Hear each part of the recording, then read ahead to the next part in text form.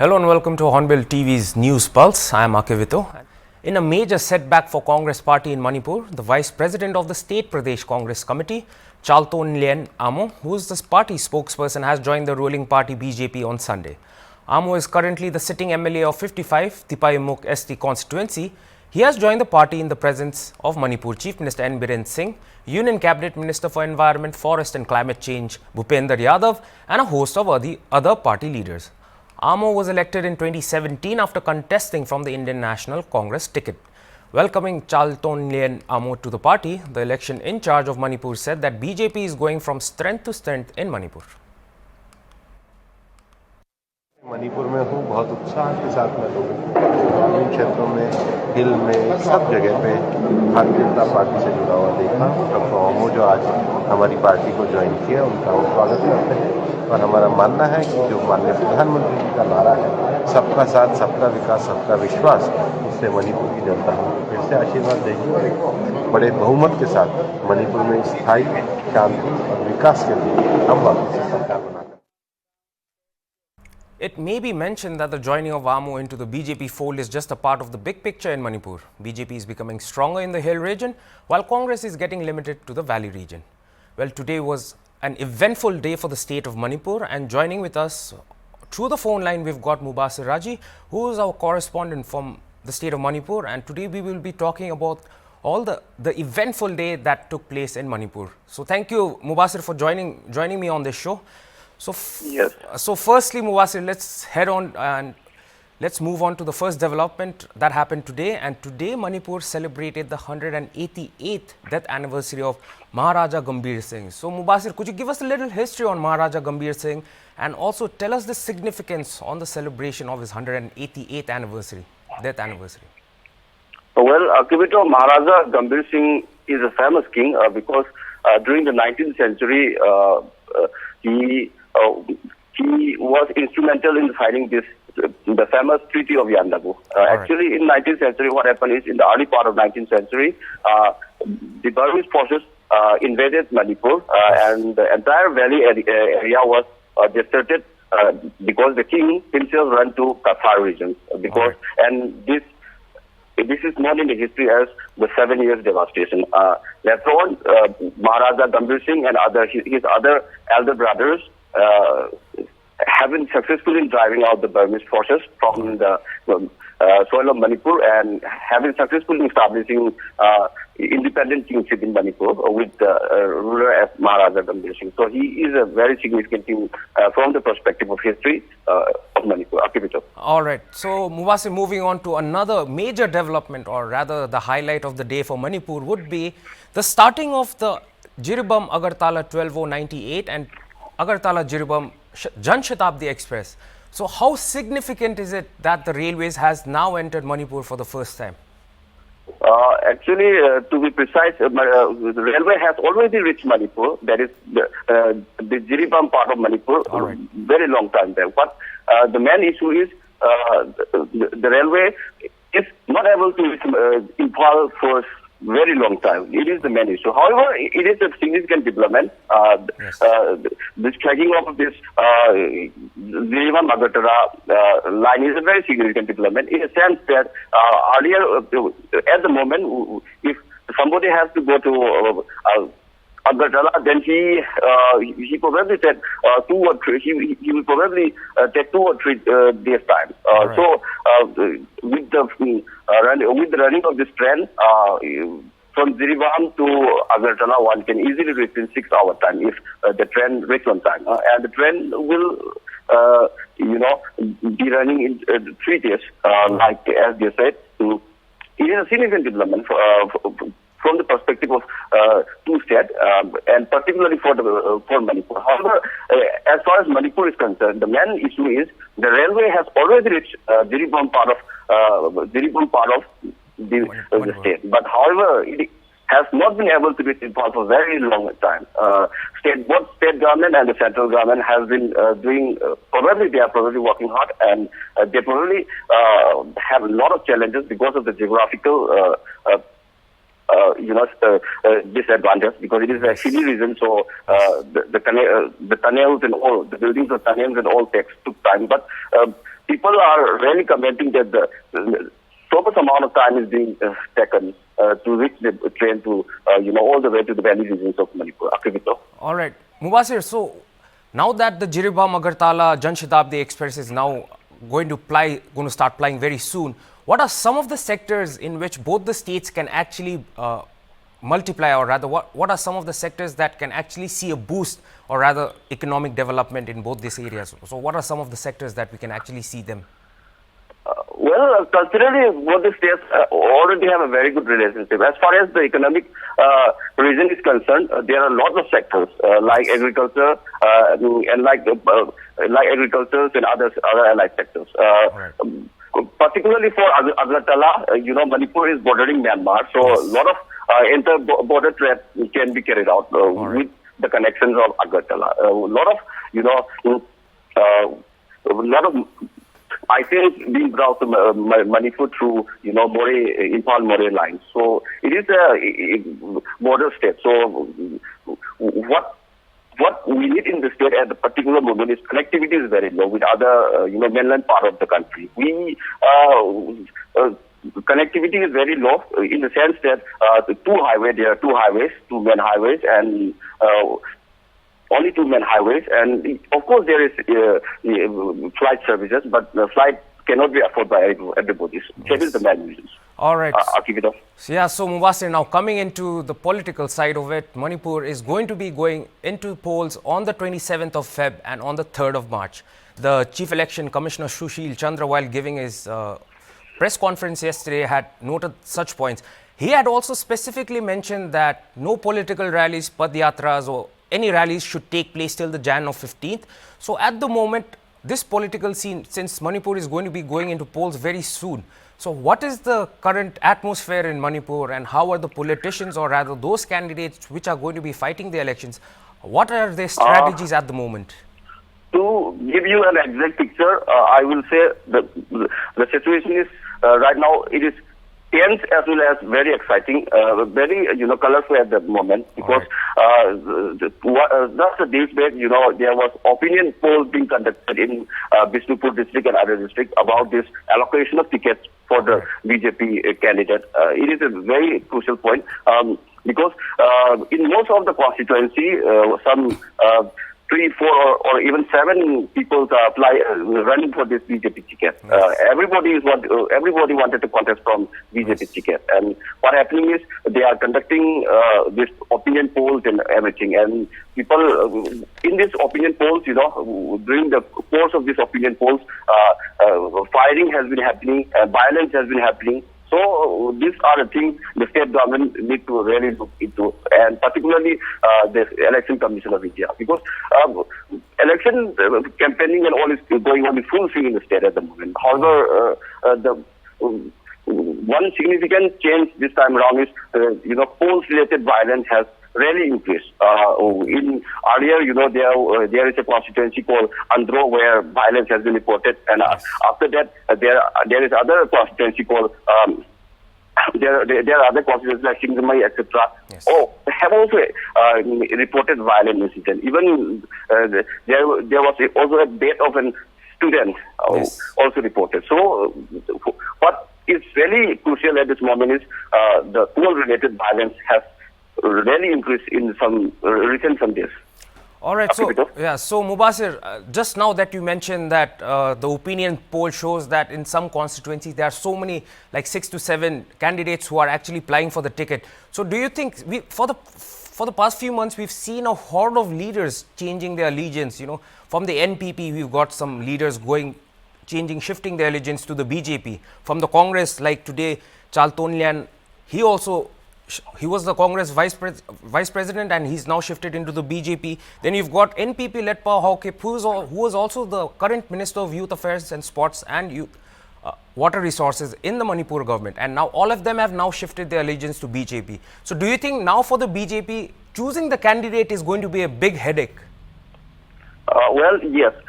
Actually, about this joining of Chaltonlien Amo, he himself is a 3-time MLA from the very important constituency. Particularly in his district, what is really significant from the Congress perspective is, in his district, hill district are really mainly considered as a stronghold of this Naga People's Front, NPF. Yes. So if some important and some senior leaders join side from the hilly region, that will be regarded as a big loss, because in the valley region they already have some sitting MLAs, but particularly in hilly regions the numbers is really decreasing from the Congress perspective. Even from the BJP perspective also, hilly regions will be really crucial from the point of view, because there are NPF and other hill-based political parties. All right. Yeah, so Mubasir, like with the hill areas in Manipur were dominated with NPF candidates and NPP candidates, and we see that most of the leaders from these two parties are now shifting their allegiance. So does this signify that the regional parties' influence over the hill areas is slowly waning away? It has always been. Actually, in hill area, regional party have always, big say over here. However, particularly with the BJP, this time they really boasted they are double engine government, because they are in power both at the center and also at the state. So they are, projecting. Last day I talked to their senior leader, their president Harshov A. Sarda. He projected that their party will win more than 40 seats. And they are projecting in the 60-member house. Manipur has 60 constituencies, so they are projecting more than 40 seats, which is a big number. To again that much amount of seats, they have to, they need hill district also. So from their perspective also. However, as I earlier mentioned, from the main problem with BJP at the moment, what I see and what every commentator are saying is that they are welcoming everyone, every senior member. But however, they already have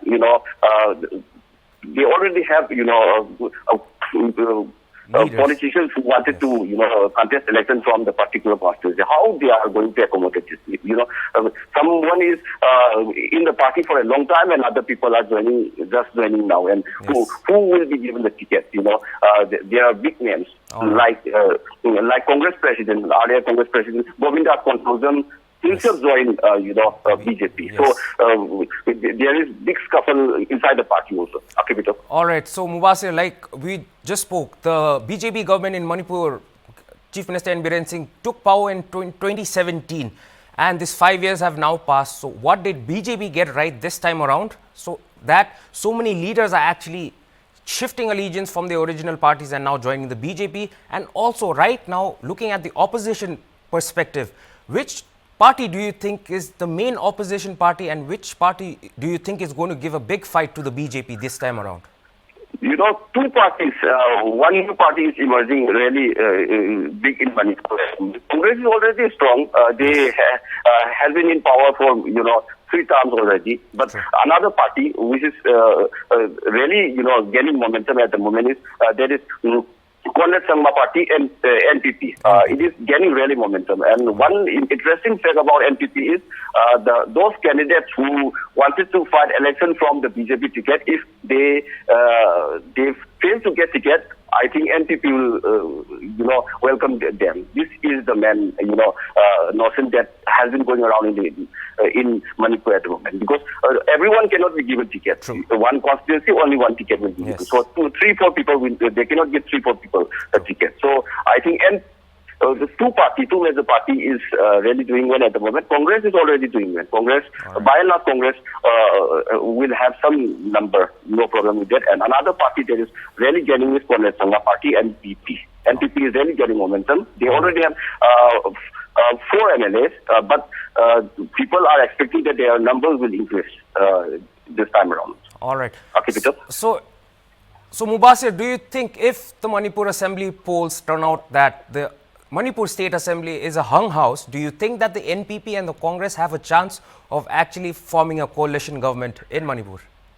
At the moment, NPP is already in Allied with alliance with the BJP at the central level. True. So they will somehow manage to come to power. They will somehow manage, I feel. But Right. that is how I personally feel. But from the state perspective, if we forget about the central perspective and if we concentrate on the state perspective for the moment, I think they have a really big enmity between these two parties.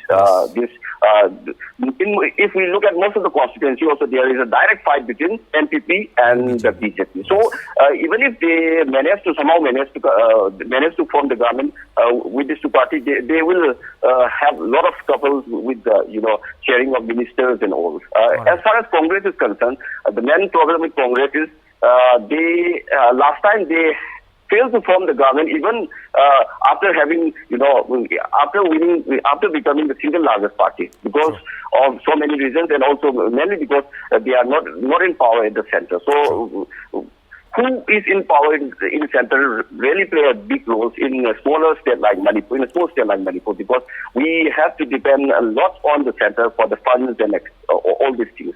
We are fund scarce state. We are not like Bengal or Maharashtra, which can go against the central government. But as a small state, we always have a tendency to lean toward the center very often. So I think as far as Congress is concerned, even if they come back to power, they will have very hard time this. Munching these numbers of magic number of 31. Right. So anyways, my last question to you would be, Mubasir, you just stated that this time around the election violence, pre-poll violence has increased in the state of Manipur. So in this regard, has the center, or rather has there been extra contingencies of the Central Reserve Police Force being deployed in Manipur? Are we seeing increasing force entering the state of Manipur? So far, no such thing.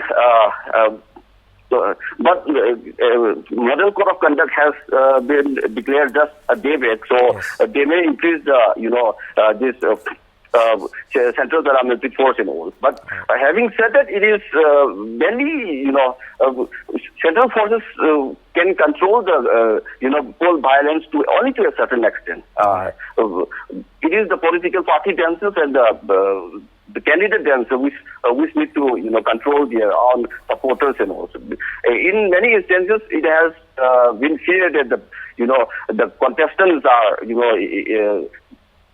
encouraging the supporter to engage in this kind of activity, which is really worrisome because by and large, if we look at the history of Manipur, we always had a very peaceful election. But this time around, it has been reported the numbers of incidents that reported is really mind-boggling to say the least. It almost feels like the election which once we used to see in Bihar and UP kind of thing. The violence and even the death have been reported. Akivito? All right. So thank you so much, Mubasir, for all the developments and the updates that you've just provided. We will come back to you as the state is nearing its assembly polls. We will have a lot of questions to ask. We will need to verify a lot of things. So we will keep coming back to you. And thank you so much for tonight and for sharing with us and the viewers about the recent developments that just took place in Manipur. Thank you, Mubasir. Thank you.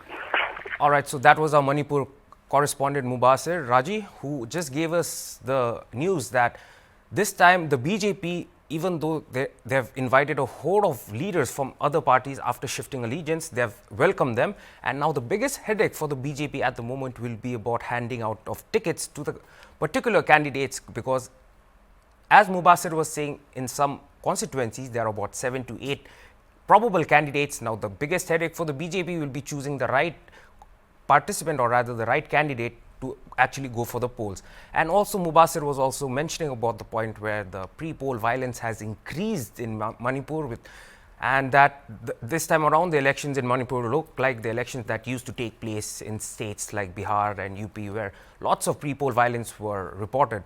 And also talking about the Jiribam and the Agartala Expressway line, he has said that before the railway line actually existed, it used to take 2 to 3 days for people from Jiribam to travel to Agartala.